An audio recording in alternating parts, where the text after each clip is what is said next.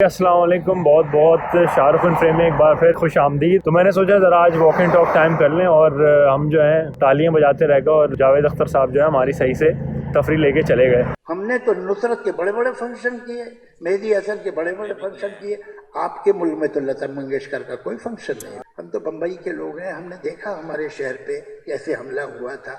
तो वो लोग नॉर्वे से तो नहीं आए थे, ना इजिप्ट से आए थे, वो लोग अभी भी आपके मुल्क में घूम रहे हैं। तो ये शिकायत अगर हिंदुस्तानी के दिल में हो तो आपको बुरा नहीं मानना चाहिए।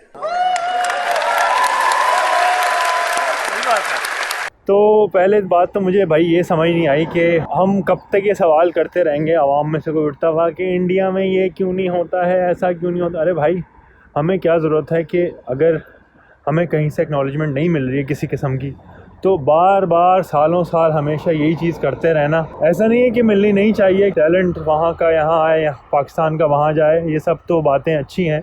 लेकिन जब हमें पता है कि हालात ठीक नहीं हैं, बस किसी ना किसी वजह से जो है कुछ ना कुछ टोपी आ जाती है, तो ये पिन लेने की क्या ज़रूरत है बिला वजह। तो जवाब मिल गया, अब ठंड पड़ गई होगी सीने में।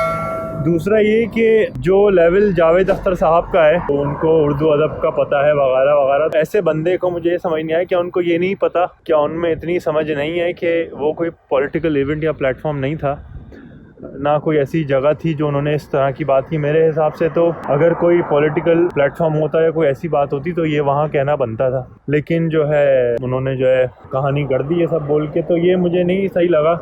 ये मुझे नहीं लगता, आप लोग भी अपनी राय से ज़रूर बताइएगा कि इस मौके पे इस बात का कोई ताल्लुक़ था या नहीं। और हमारी आवाम तो फिर है ही, जो हमने सबने देखा।